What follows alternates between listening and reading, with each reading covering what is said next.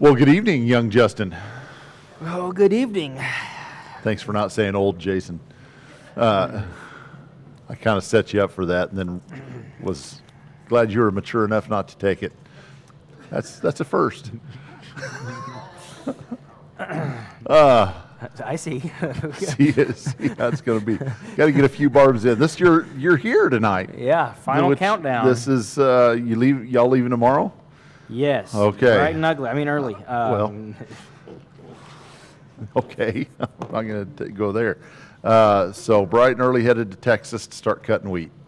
Well, to start sitting in the mud hole. Start thinking about cutting wheat. Yeah, they got an inch of rain on Sunday, and they're probably going to get another inch tomorrow. So we'll be going down there to tighten all the lug nuts on our combines. Watch the wheat dry, huh? Yeah. All right. Well, we've got a lot of mechanicking to do because you fix a lot of things in the winter, and then you go out there and you use them, and you go, well, we didn't put that back right. It didn't. And so we gotta go make sure we get out the kinks before it's go time. Well, if you need someone to put them back together wrong, you could hire me. I could help you there. All right. Well, it's the final countdown. Safe travels, and we'll be thinking about you while you're gone. So we are in, of course, the book of Daniel. Last week we started chapter 5, and sometimes I got nothing. You got to push a button for me there, Sam. He's got nothing either. Okay, there it went. All right, let me see if I can push buttons now. Okay, thank you. For some reason, it's got to be woke up or something. So last week, I think my recollection is we got started on chapter 5, which is Daniel towards the end, or at the very end of the Babylonian kingdom, with King Belshazzar having a feast. And as they are feasting, a hand appears on the wall. A hand appears and writes something on the wall, and none of his wise men can figure out what it says. So the queen, which we surmise is the queen mother, comes in and reminds Belshazzar that there's a man named Daniel who has a history of being able to do some pretty special things when it comes to revealing mysteries and secrets and things like that. So Daniel comes in and is kind of reintroduced. We think it probably can't be possible that Belshazzar has never heard of Daniel or hasn't heard of some of these things because of what Daniel says to him.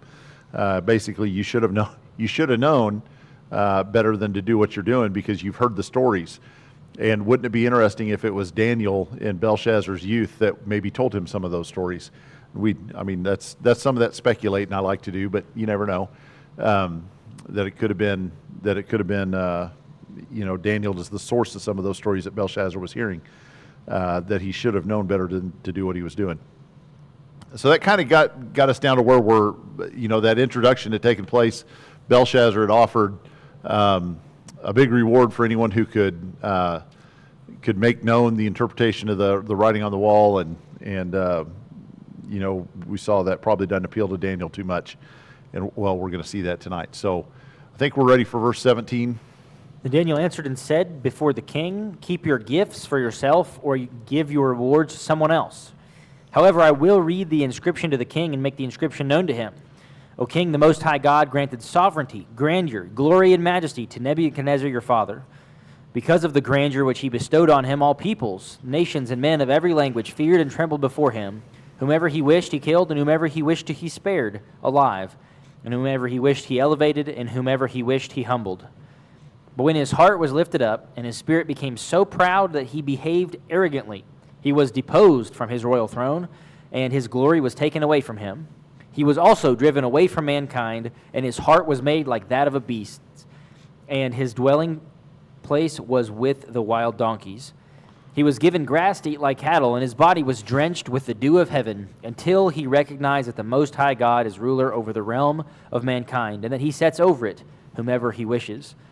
Yet you, his son, Belshazzar, have not humbled your heart, even though you knew all this. But you have exalted yourself against the Lord of heaven, and they have brought the vessels of his house and have brought They have brought the vessels of his house before you and your nobles, your wives and your concubines have been drinking wine from them. And you have praised the gods of silver and gold, of bronze, iron, wood, and stone, which do not see, hear, or understand. But the God in whose hand are your life breath and all your ways you have not glorified. Then the hand was sent from him, and this inscription was written out. Okay, so first of all, Daniel responds to the king's offer. You know, the king has offered whoever is able to interpret these dreams can be made third in the kingdom, and you know, a gold, a gold chain, and he's going to be rewarded. And how does Daniel respond to that? No thanks. You can keep it. Give it to somebody else. I don't need it.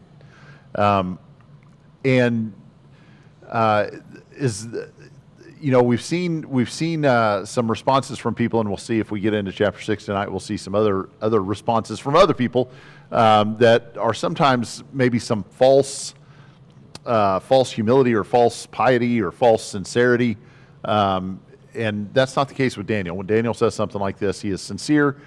He doesn't need this reward. He's been pretty highly elevated within the kingdom for most of his reign, or most of his service within the kingdom, and he's being elevated up to a position that he's already pretty much held in the past. Really, is not that big of a deal to him. Plus, he kind of knows where this is headed, and how long is this third position of the kingdom going to last? A couple of hours. A couple of hours. This is going to be over quick, and so, congratulations, you won $1 million, but you have to have it all spent in the next 10 minutes. So, give it a good try, I guess, but it's not going to last very long. And so, Daniel's response to the king's offer is interesting, and it kind of reveals to us Daniel's character. First, and another thing about it is Daniel recognizes that he's not the source of this information. If Daniel was doing something himself that was worthy of reward, I don't think Daniel would have any trouble accepting payment for a job that he did or something like that. But Daniel is just a mouthpiece for the Lord, and he is not the source of this information. It's the Lord that gets the glory, not Daniel. Johnny. I also think it might be because he knows he doesn't want to accept anything from such a bad person. That could be the case as well, and that gets into kind of if you go down one row, one question, how does Daniel's attitude differ from chapter 4? In chapter 4, when he had to give Nebuchadnezzar an interpretation to a dream that was a negative scenario, how did Daniel respond? He was heartbroken. He said, I wish this was true of the king's enemy and not of the king. Daniel had a close personal relationship with Nebuchadnezzar for a very long time at that point, and they had worked together. And Daniel, though Nebuchadnezzar, we've talked at length about the idea that Nebuchadnezzar had grown, but still wasn't perfect, obviously, because God was going to punish him.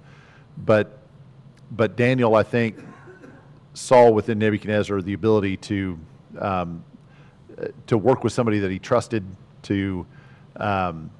Nebuchadnezzar had in the past honored Daniel's God, had honored Daniel for and his friends for believing in God and for staying true to their God. So even though Nebuchadnezzar wasn't the man we wish he was, and in fact needed to be humbled, Daniel and Nebuchadnezzar had a really good working relationship with one another. And so the fact that Daniel in this case he piles on. He's ready to chastise the king, and he's ready to basically tell the king, you're getting what you deserve. Whereas he didn't do that with Nebuchadnezzar, I think reveals to us something about the relationship that he had with Belshazzar and the type of man that Belshazzar was. Daniel perhaps saw potential in Nebuchadnezzar that he did not see in Belshazzar. This had to really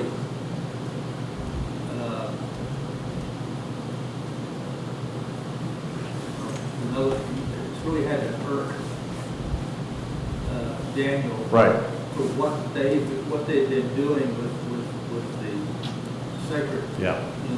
with all the vessels and everything like that. This had to this had really a grade on him because of his background and his relationship with God and everything like that.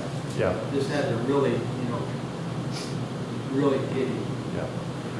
Well, I think, when Daniel is called into the presence of the king and they're in this room where this party has been taking place, and even though the mood has changed, the king's demeanor changes when he sees the writing on the wall, the stuff is still out there. I mean, he still sees he can see the remnants of that party that was going on. He can see the remnants of all the things that were being drunk and eaten, and he can see the relics that he recognizes as having come from Jerusalem. And here Belshazzar doing something that even Nebuchadnezzar, in his arrogance, had never done. We don't read, or at least we don't read of Nebuchadnezzar ever using the articles of the temple in this way. And so Belshazzar here going beyond any kind of affront that Nebuchadnezzar had ever done in committing this sin against God. So you're right, Daniel, I'm sure, has we see that he has a visible response to the things that he's seeing here, that he's not happy about the things that are being done. And Daniel is bold. I mean, it's an interesting thing. Do you think this is just where do you think this boldness comes from? Daniel's just reached a point in his life where he doesn't care who he offends, and he's just going to say what he wants to say? I mean, has he reached an age where he's lost his filters? Or is, what's going on here? He speaks to a king in a way that you wouldn't expect somebody to speak to a king.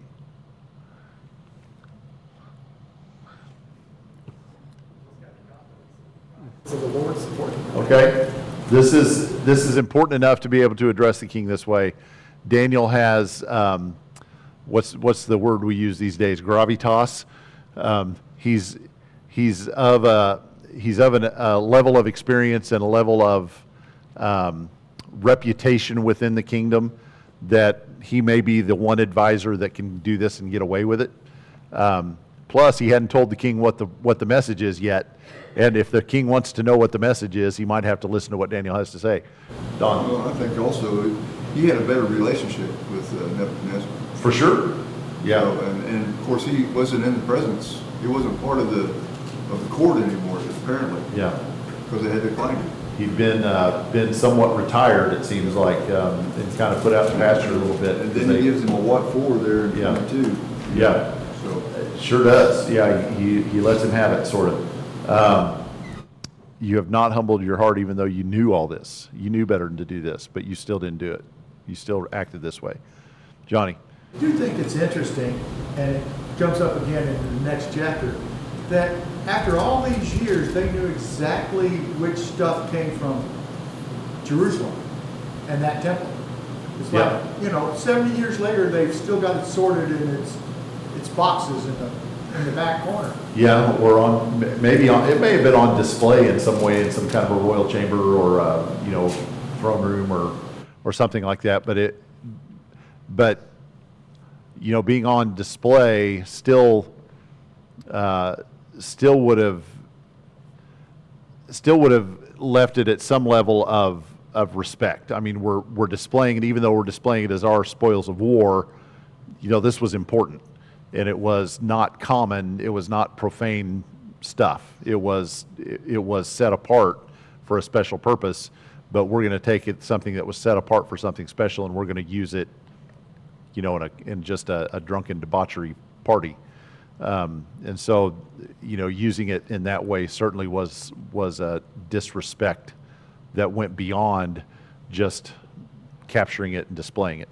And so I think, it is interesting to think about. These are the relics that the priests would have used, and perhaps the people would have seen on occasion, but most common Jewish people would not have had access to these things. They might have recognized them as being from the temple, but they would not have ever been in their presence much.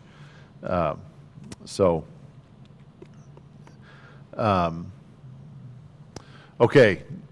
Well, long story short, I think as the conversation has been, going along, I mean, I know in the next chapter, it will say that Daniel does as he always does and prays toward Jerusalem. And so, I mean, I know this is a custom of Daniel's that he is constantly doing. And, that is setting his sight, setting his mind toward the sacredness of Jerusalem, of the temple, of Jehovah God. And these people are, I think there is quite a bit of ire shown toward him in his response, because Daniel is constantly setting his mind toward Jerusalem, the temple, Jehovah, and all these things that these people come in and are profaning before him. The thing that I put up there was the differences, the similarities between these two. They continue throughout the chapter as you shift on. At the very beginning, you kind of have the comparison and contrast between the end of chapter 4 and the beginning of chapter 5. Nebuchadnezzar, of sound mind, finally, his mind is returned, of sound mind, surrounded by his advisors or with his advisors, are praising and extolling Jehovah God, the King of heaven, honoring him. The beginning of chapter 5, Belshazzar, surrounded by his people, of unsound mind because he has been intoxicated, surrounded by all of these people, and they praise the gods of stone, silver, bronze, and gold, and all these things. And so there's a direct compare-contrast between Nebuchadnezzar and Belshazzar, and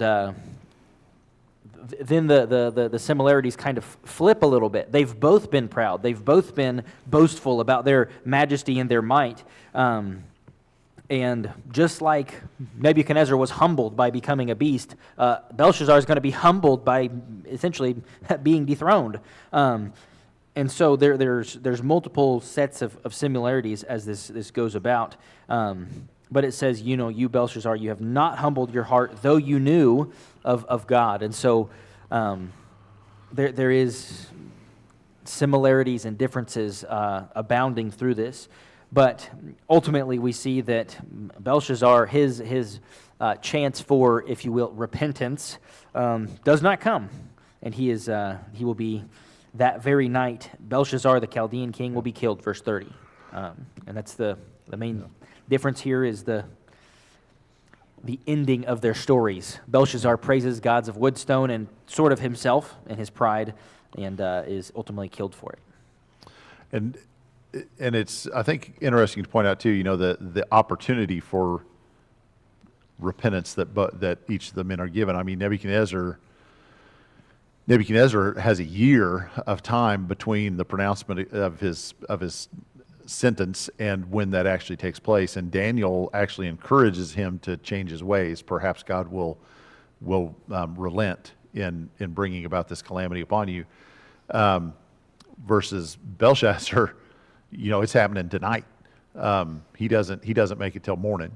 And so, you might look at that and think, well, wow, God was a lot more lenient on Nebuchadnezzar, gave Nebuchadnezzar a lot more opportunity to repent, or however you want to think of that, versus Belshazzar wasn't given that opportunity. But neither one of them should have been doing what they were doing in the first place. I mean, we don't get to live lives of sin and debauchery against God and then complain to God that He didn't give us enough time to repent.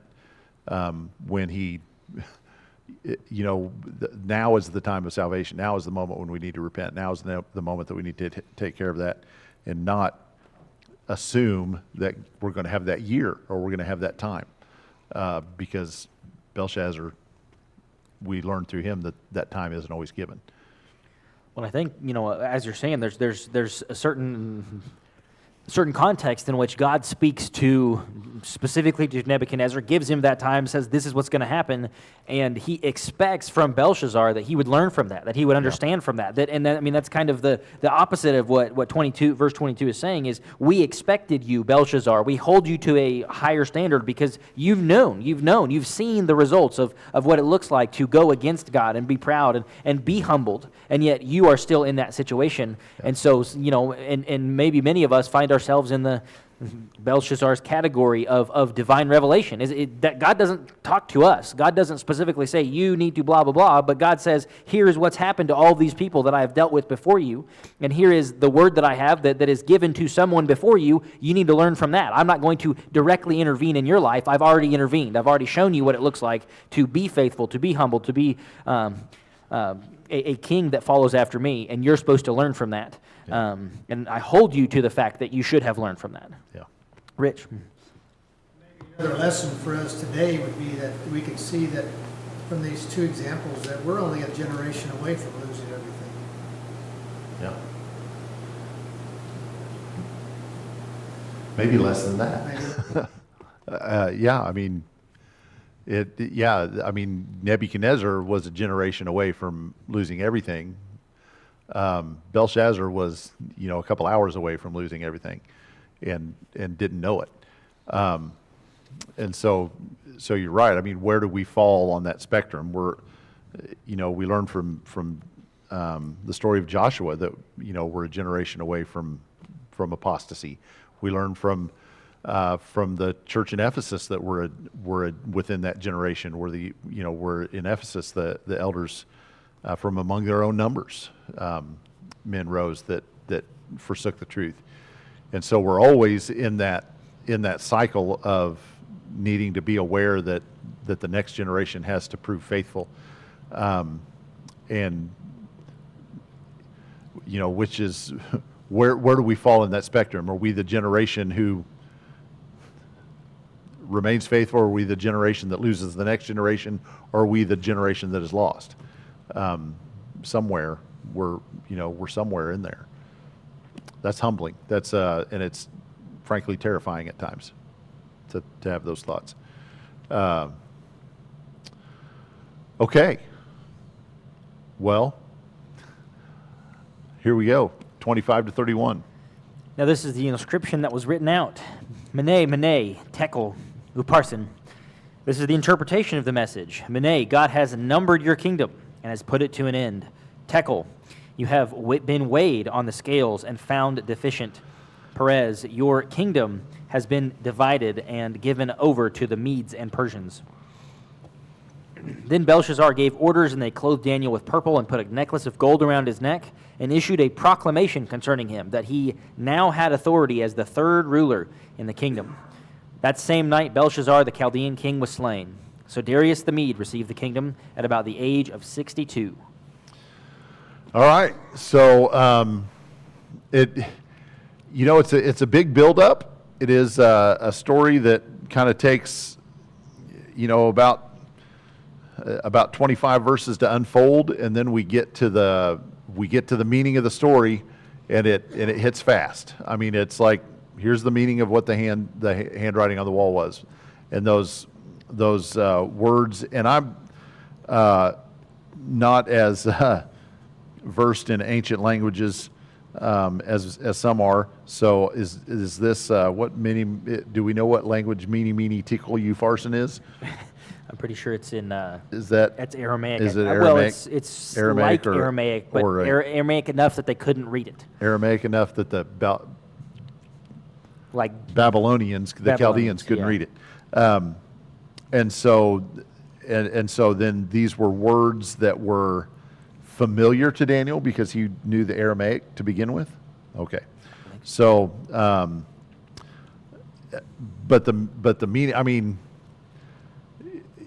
Jesus told parables in words that were common, and they understood the words, but they didn't understand the meaning. And so even if there was some sense in which, maybe one of those Chaldean wise men could look at that and say, wow, that's Aramaic, and I can kind of make out the letters and what they mean, and I might even know the vocabulary of what that vocabulary word means, but I have no idea why it's on the wall, then why a hand would write that out. And so, it wasn't just about, here's a list of vocabulary words, we need to understand what the words means. It's why did God choose these words, and what is the significance of those words upon the wall? And Daniel was able to provide that part of the interpretation. So there you go. The promise, Chuck? I was just going to say,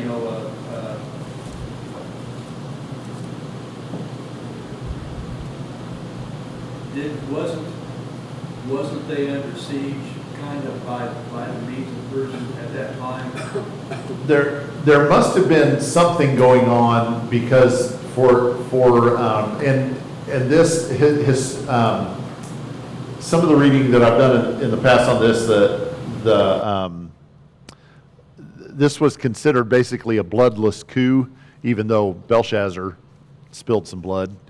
There wasn't a destruction of the city. There wasn't a mass murder of lots and lots of royals and nobles and upper class citizens and things that often accompanied overthrows of governments.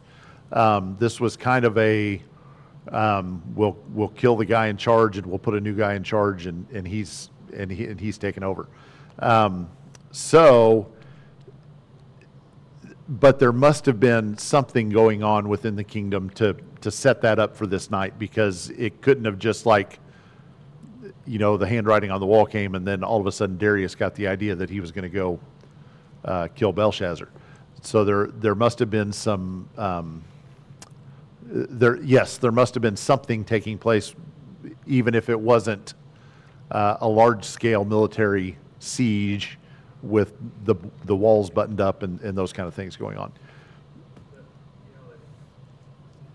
He knew this was coming. I mean, Yeah. And everything, and from what Daniel told him, Yeah. And he's still in his arrogance. It's like, well, I'm going to make you third ruler in the kingdom, and all this. Like, I mean, you would think that if he wasn't so arrogant, he would have seen the writing on the wall and say, I'm not going to have a kingdom. Yeah. And, I'm out of here. But he's just blundered on. Like nothing's going to happen. That's not going to happen. It's just something. It is an interesting response, and that's part of the idea of a promise kept. He had made a promise that whoever told him the meaning of the prophecy or the meaning of the writing on the wall would be made third in the kingdom, and he keeps that promise, which is an interesting response to the man that just told you your kingdom is being torn from your grasp. Well, thank you for telling me that. Now you're third in charge. It's an interesting response, and on the one hand, could signify some level of integrity that he'd made this decree and he honors it, even though he doesn't like the news. Or it could be rebellion against, well, you just told me my ship is sinking and now you're going to sink with me because you're going to be third in charge. Or it could be the guy that just gave me the bad news maybe can put in a good word for me if I reward him in some way. I mean, there's lots of different little facets or angles we could think maybe is being used here, but yeah, I mean, he doesn't. This may be his last official act as king, that he makes Daniel third in charge, and then it's very shortly after that he loses his life. And the indications historically, I think, is that there was treachery afoot within his own court of somebody that basically assassinated him on behalf of the Persians, so that Darius could then come in and assume rule and do so without having to wipe everybody out. So there was things already unfolding that Belshazzar could not undo at this point. It's amazing to me, another aspect of this, the idea of a prophecy fulfilled. If the weatherman tells us we're going to get 6 inches of snow and we get 6 inches of snow, we want to throw a party for him because he got it right. And here we have a prophecy, even though it's it's one that unfolds very, very quickly. It's like, of course it happened. This is what God said was going to happen. Daniel has a history of getting these right. And so there's very little fanfare here over the fulfillment of a prophecy that comes about exactly the way Daniel says it's going to come about. And we just expect that it happened that way because we're used to it. We're used to prophecies being fulfilled the way that they're supposed to be fulfilled. And so, there's not any real fanfare or celebration here over what happened. It just, that's what happened.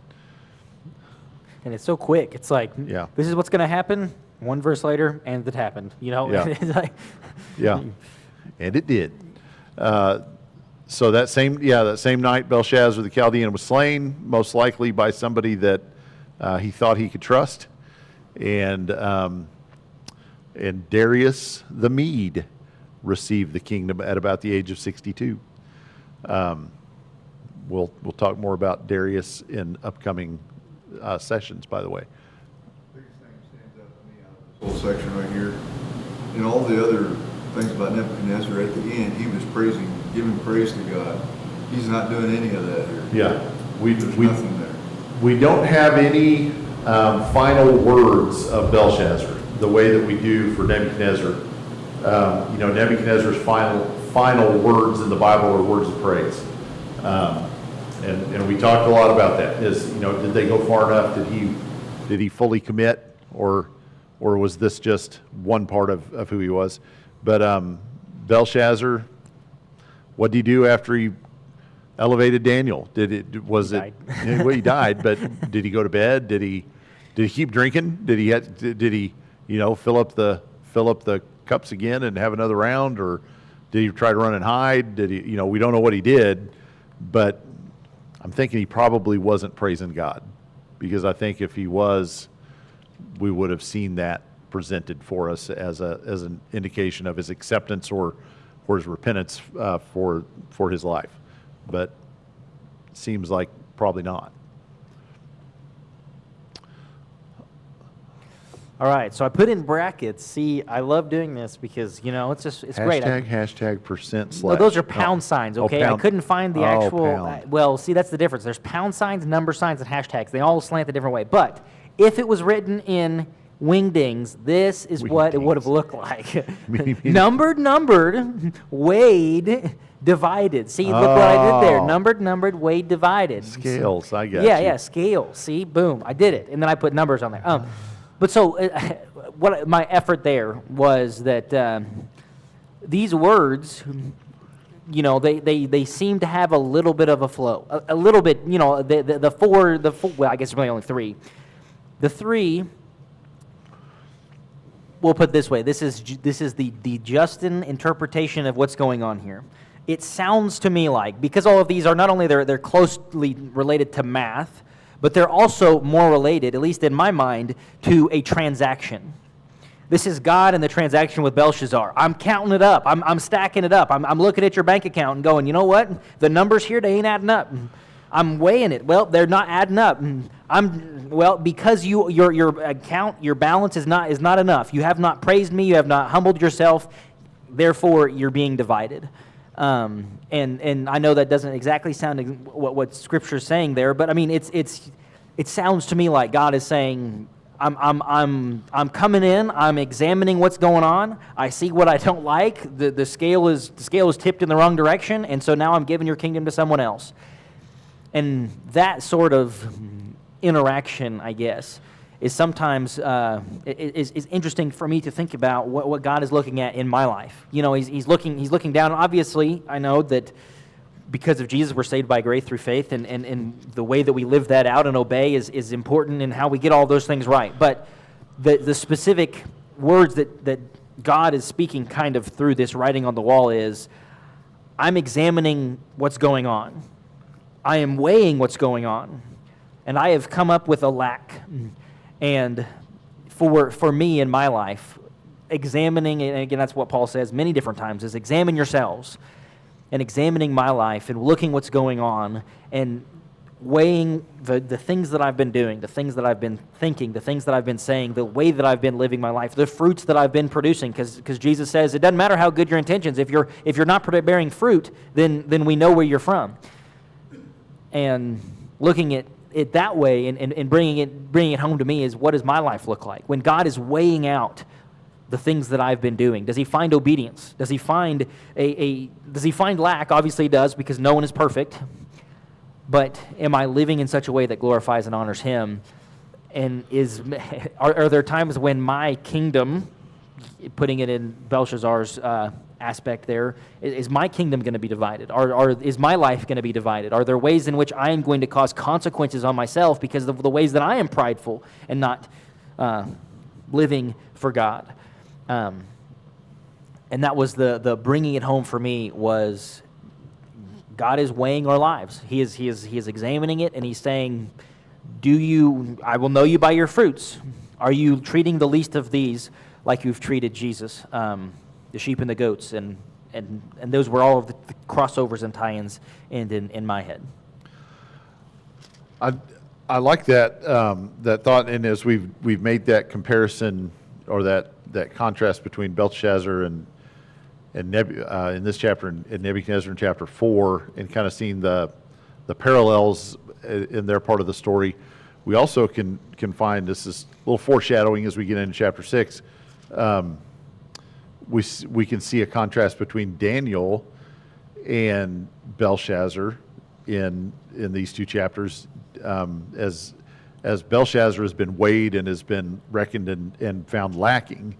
When Daniel is in the lion's den in the morning, when the king comes out there and finds him still alive, Daniel in 6:22 says, "I was found innocent before him, before God, and towards you, O king, I have committed no crime." And so there's a contrast there where Daniel spends the night basically being weighed and being taken stock of, and God looks at him and says, he's innocent.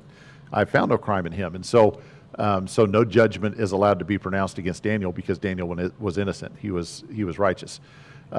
Whereas with Belshazzar, the judgment was pronounced against him because he was found deficient. So there's an interesting series of connections that we can make between each of the stories in 4, 5, and 6 that kind of drive that narrative forward, and that's a neat thing to point out. Yeah, that was good. I like that. I think Sam has something to say up in the crow's nest. Oh, from on high.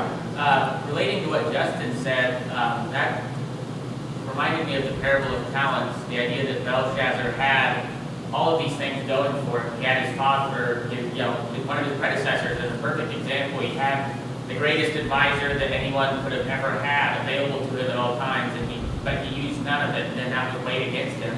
Yeah. And even what he had was taken from him because he didn't use it properly.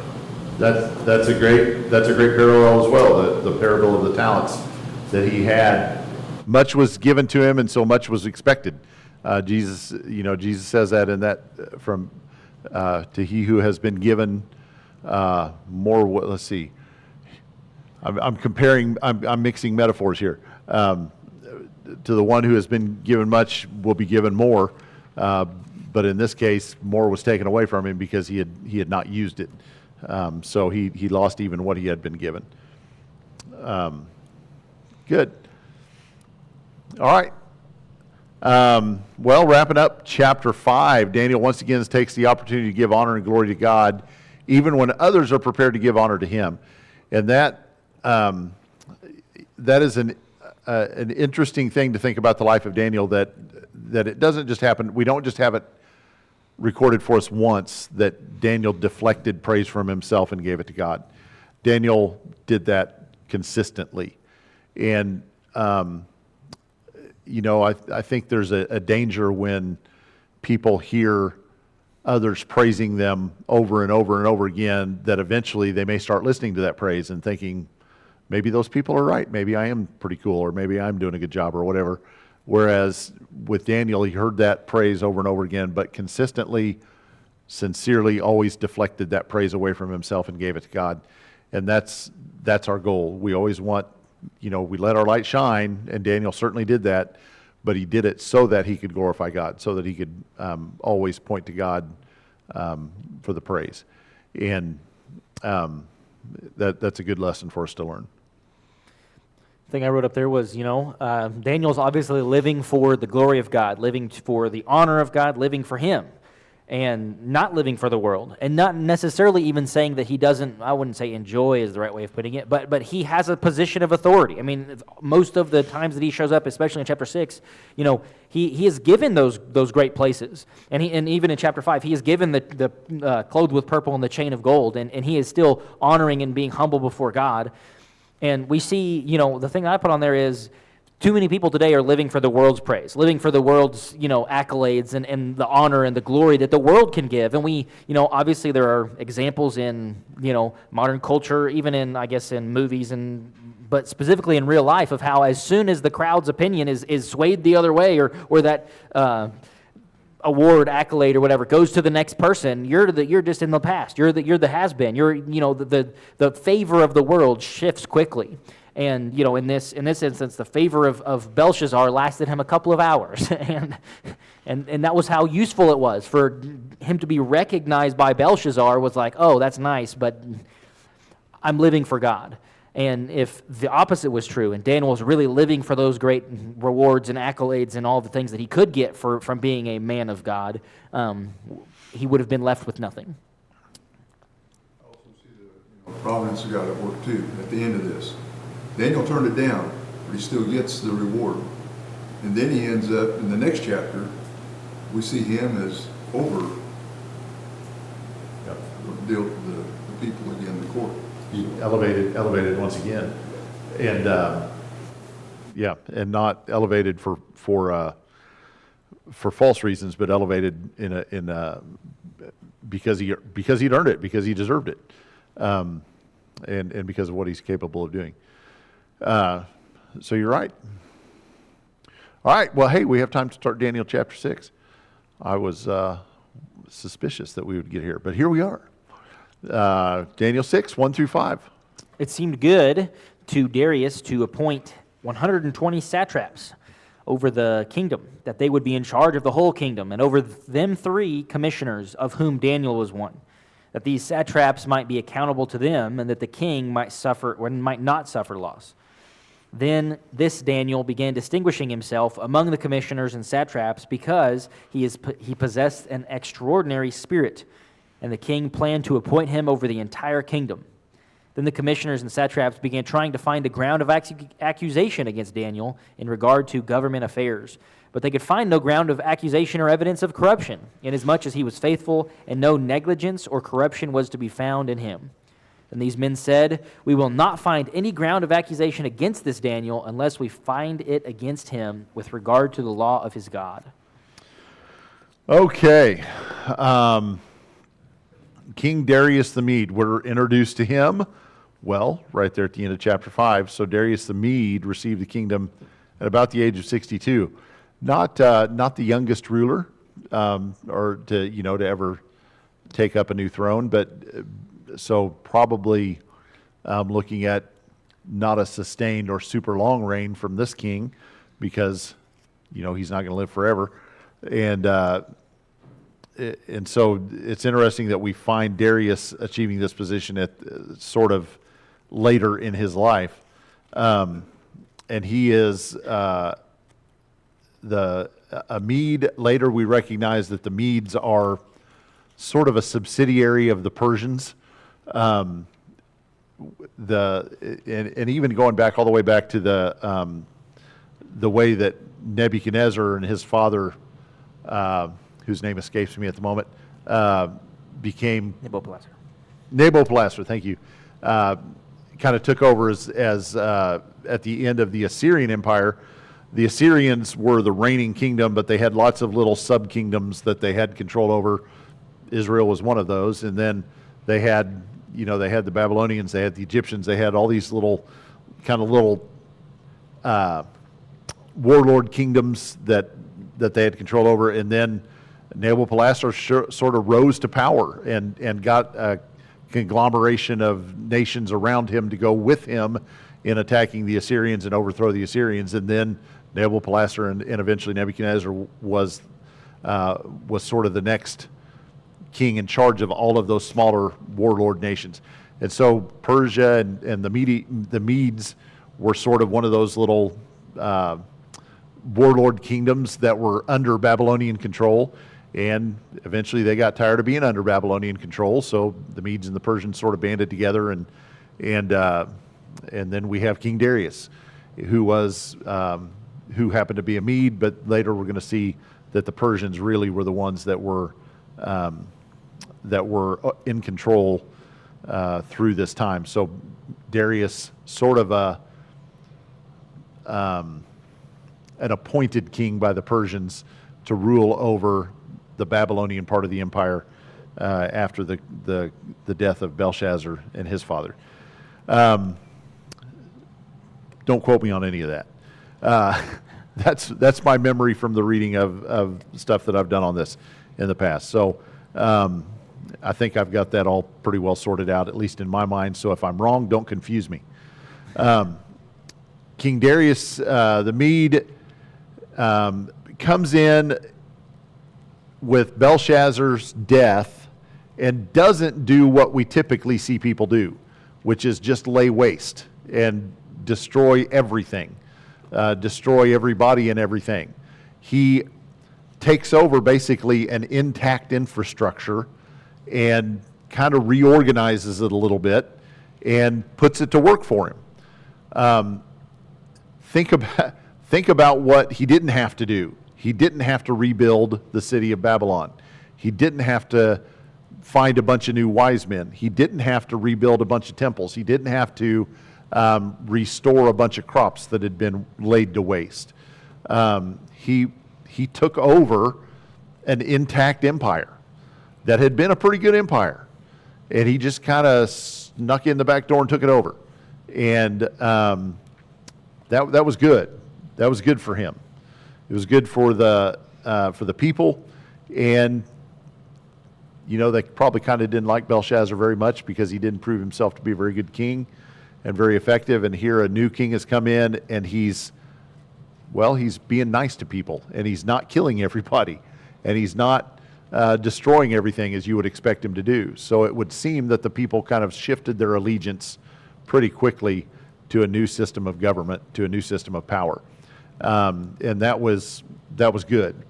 And then we have Daniel, distinguished Daniel, who is very quickly appointed to a place over all of the wise men. Where have we heard that before? Every chapter Daniel shows up. Every chapter that we've seen up to that point. Daniel, whether it's by reputation, whether he has been perhaps has been what's the word, an ambassador of sorts, or he's been a government official of sorts that has had dealings with the Medes and the Persians in the past. King Darius may have known Daniel, may have already had an understanding of who Daniel was. They may have talked before in the past in some official capacity, as Daniel represented previous kings. And so it may be that Darius came in with a list of people that I know Daniel's a good fella and I can trust him, and he's gonna do the right thing. And it may be that that there were some things like this at work all ready to go as soon as Darius came in and became king. So Daniel has the opportunity to serve yet another king, and does so with distinction. Well, Daniel, at this point, we've talked about it a couple different times, but just to reference this, he is probably somewhere over 80 years old by now. For sure. And so somewhere in his early or late 80s, somewhere in the 80s, anyways, he's an old fella. I debated on what to put in there. I might have put old fuddy-duddy or old guy or old geezer or old something, but he's an old guy. And I'm not saying if you're at that age that you're just really, really old. I was just trying to think of something that would grab your attention. But anyways, he's an old fella at this point. He's even older than Darius. And so as he's at maybe not at the end, quite the end of his life yet, but he's at the end of the captivity. He would have known and he would have read about the 70-year captivity, and that's getting close, and it's up on the doorstep, and it might even be in the works and sort of happening at this point in time with the way that at the end of the chapter, Cyrus is recognized as Cyrus the Persian. Daniel prospered during the reign of Darius and the reign of Cyrus the Persian, and Cyrus is the one that lets him go home. Cyrus says, go start rebuilding stuff. And so this is right around the corner, right on the doorstep. There's a lot of excitement, I would think, or maybe it's the opposite. Maybe there was nothing going on in their minds. But they know that this has been prophesied, that the captivity will come to an end here soon. We will know. I don't know if I'll be here. I highly doubt that I'll be here in the next week. But 1 Kings 8, when Solomon builds the temple. Well, it'd take me a minute to get over there. But 1 Kings 8. It's like 46. Yeah, way in the back. 1 Kings 8, I made it there. 46 and following, I guess verse 48 really says, if they repent with all their heart and with all their soul in the land of their enemies who carried them captive, and pray to you toward their land, which you gave to their fathers, the city which you've chosen, and the house that I have built for you, then hear in heaven your dwelling place their prayer and their plea, and maintain their cause, and forgive your people. And I mean, and it goes on because it's a long prayer. But Daniel will do that. Daniel will be praying toward the land, toward Jerusalem, here coming. But Daniel's remained faithful for 70 full years of captivity. That's where he's been. That's what he's been doing. One of the things that I have coming up, but I won't be here for next week, is that when they have the king sign this law, they got to sign a law because people have said that this kingdom is the silver kingdom, because when Darius signs laws, he has to obey the law that he signed in. And good old Nebuchadnezzar would have never done that. Whatever he says goes. And if he says, I didn't mean that, he doesn't mean that anymore. But they say that because it's now a constitutional monarchy, as soon as he signs it into law, even the king has to obey that law. That's part of the weakening of the kingdom, and that's why the head is now of silver, because the king is slightly less opulent and less centralized in the power. But I will not be here next week to talk about that, so I thought I'd throw that out there now. The final part that I had was jealousy and envy becomes resentment in the heart. Jealousy and envy. These men, these satraps, the other governors, are going to attempt to find fault with Daniel. That is the entire purpose of their heart at this point. They have set themselves not just against Daniel and the fact that we don't want Daniel in position, or that we're going to be unhappy with Daniel, but that we want Daniel dead.